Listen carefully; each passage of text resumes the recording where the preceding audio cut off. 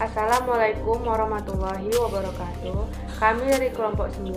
Perkenalkan, nama saya Wita Febina Rulan dan teman-teman saya yang bernama Nur Hawadayanti, Putri Maisara Hasbi, Rikanesa Padang, Noviansa Bormanalu, dan Daniel Reksilingga. Baiklah, di sini saya akan menyampaikan materi menjelaskan konsep ekonomi Islam dalam kepemilikan secara etimologi. Kepemilikan atau al-mulk berasal dari bahasa Arab, dari akar kata malaka, yang artinya penguasaan terhadap sesuatu.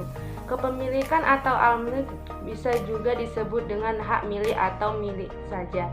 Para ahli fiqh mendefinisikan hak milik sebagai kekuasaan seseorang terhadap harta yang diakui syariah, sehingga menjadikannya mempunyai kekuasaan khusus terhadap suatu harta tersebut, baik memanfaatkan dan atau menatasarufkannya. Dalam Islam terdapat 3 unsur kepemilikan, yaitu kepemilikan individu atau private property. Kepemilikan individu atau private property kecenderungan pada kesenangan adalah fitrah manusia. Allah menghiasi pada diri manusia kecintaan terhadap wanita, anak-anak, dan harta benda. Sebagaimana Allah suratkan dalam Al-Quran, Islam adalah agama yang fitrah, dan tidak ada ajaran yang terdapat di dalamnya bertentangan dengan fitrah manusia. Islam menghargai kecenderungan manusia pada hal-hal yang indah dan menyenangkan. Oleh karena itu, setiap usaha dan upaya yang melarang manusia untuk memperoleh kekayaan adalah sangat bertentangan dengan fitrah. Kepemilikan umum. Kepemilikan umum adalah izin syar'i kepada suatu komunitas masyarakat untuk sama-sama memanfaatkan suatu barang atau harta. Benda-benda yang termasuk ke dalam kategori kepemilikan umum adalah benda-benda yang telah dinyatakan oleh asy syar'i, memang diperuntukkan untuk suatu komunitas masyarakat.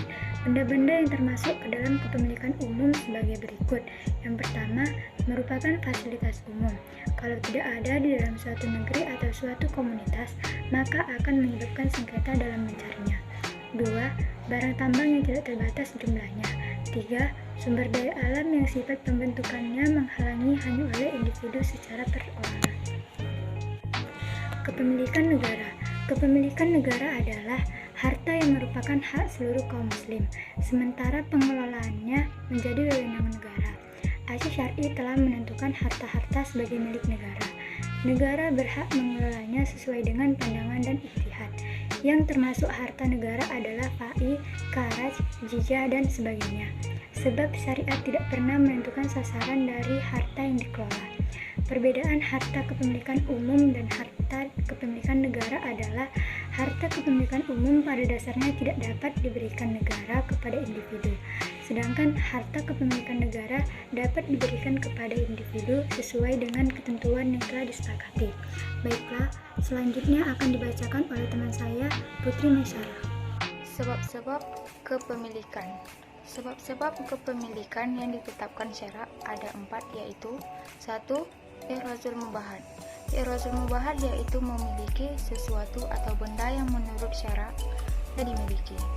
Yang dimaksud dengan barang-barang yang diperbolehkan di sini adalah barang atau dapat juga berupa harta atau kekayaan. 2. Akad. Akad berasal dari bahasa Arab yang artinya perjanjian atau persetujuan. Kata ini juga bisa diartikan tali yang mengikat karena akan adanya ikatan yang berakad. 3. Khilafiyah. Khilafiyah artinya pewarisan. Khilafiyah ada 2 macam, yaitu 1. Khilafiyah syaksin atau warisan. 2. Khilafiyah syain atau menjamin kerugian. 4. Ihya'u mawad al-ard, yaitu membuka lahan baru yang belum dinukan atau dikerjakan dan dimiliki orang lain. Hukum membuka lahan baru yang belum dimiliki atau dijadikan lahan oleh orang lain, hukumnya adalah mubah. Sabda Rasulullah SAW, siapa yang menyuburkan tanah gersang, maka tanah itu miliknya. Baiklah, materi selanjutnya akan dilanjutkan oleh teman saya. Indonesia, Manado. Baiklah, di sini saya akan menjelaskan tentang bagian B, yaitu membedakan motivasi sistem ekonomi Islam. Ada beberapa perbedaan antara sistem ekonomi Islam dan sekunder. Yang pertama, perbedaan dari segi tujuan dan prinsip. Pada salah satu buku, Adam Smith mengatakan bahwa konsep ekonomi sekunder memberikan batas politik dan ruang lebih kepada individu. Menurut Adam Smith, setiap individu memiliki kekuasaan penuh untuk mengalokasikan hartanya dan menggunakan sumber ekonomi dengan cara yang dia kehendaki. Secara prinsip, tidak ada yang salah yang dikatakan oleh teori Adam Smith. Ekonomi Islam juga membebaskan setiap individu dalam memperoleh dan mengalokasikan hartanya.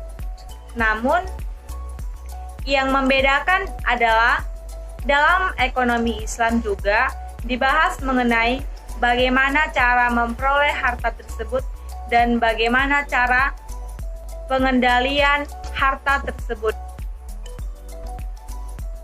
Dan bagaimana cara pengalokasian untuk mencapai tujuan ekonomi yang dia kehendaki. Selain itu, dalam konsep ekonomi juga mengenai konsep kelangkaan yang mengatakan bahwa sumber daya alam bersifat terbatas. Baiklah, selanjutnya akan dibacakan oleh teman saya yang bernama Rikanesa Padang. 2. Mekanisme pasar. Pada ekonomi sekuler mengandung prinsip bebas yang berarti bahwa setiap individu dibolehkan untuk keluar masuk dalam pasar tanpa adanya larangan. Pasar memiliki potensi untuk menciptakan keseimbangannya sendiri, yang kemudian dikenal dengan istilah invisible hand. Mekanisme ini pada akhirnya akan memaksimalkan perolehan keuntungan. Terjadinya inovasi menciptakan lapangan pekerjaan, menciptakan keseimbangan harga.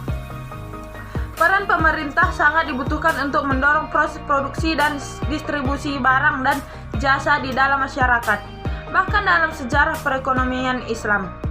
Peran pemerintah ini dilakukan oleh sebuah institusi yang bernama Al-Hizbah yang memiliki peran dan tanggung jawab untuk mengawasi pasar secara keseluruhan, mengawasi perindustrian dan mengawasi pasar secara keseluruhan, mengawasi perindustrian dan juga mengawasi jumlah peredaran barang dan juga di dalam masyarakat. Sekian dan akan dilanjut oleh rekan saya Daniel Reksilingga. 3. Distribusi kekayaan.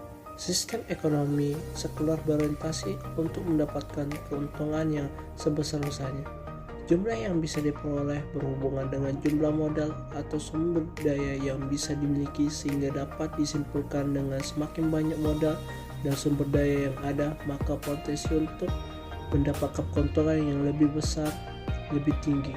Dalam sistem kapitalitas, distribusi kekayaan sulit dicapai karena modal merupakan privat yang tidak bisa diabulasi, sementara sistem ekonomi Islam menjunjung tinggi sistem keadilan yang mana setiap hasil dari pembangunan harus instrumen pendukung distribusi kekayaan ini. Contohnya adalah zakat, infak, sedekah, dan wakaf. 4. Perolehan keuntungan. Dalam ekonomi sekuler tidak membahas bagaimana cara seorang individu memperoleh keuntungannya. Hal ini mengakibatkan setiap individu memperoleh keuntungan dari cara-cara yang dikehendakinya. Selain itu, dalam ekonomi sekuler juga mengenal konsep yang namanya time value of money, yang artinya uang di masa yang sekarang memiliki nilai yang lebih tinggi dibandingkan uang di masa yang akan datang, sehingga ada harga yang harus dibayarkan oleh seorang pelaku ekonomi apabila ia meminjam atau menggunakan modal dari perilaku ekonomi lainnya. Sementara dalam ekonomi Islam, perolehan keuntungan hanya dapat diakui dari transaksi yang bersifat bisnis dan bukan dari transaksi yang bersifat tolong-menolong. Baiklah, sekian dari pembahasan kami. Jika ada terdapat kesalahan dalam penyampaian. Kami mohon maaf dan kami akhiri. Assalamualaikum warahmatullahi wabarakatuh.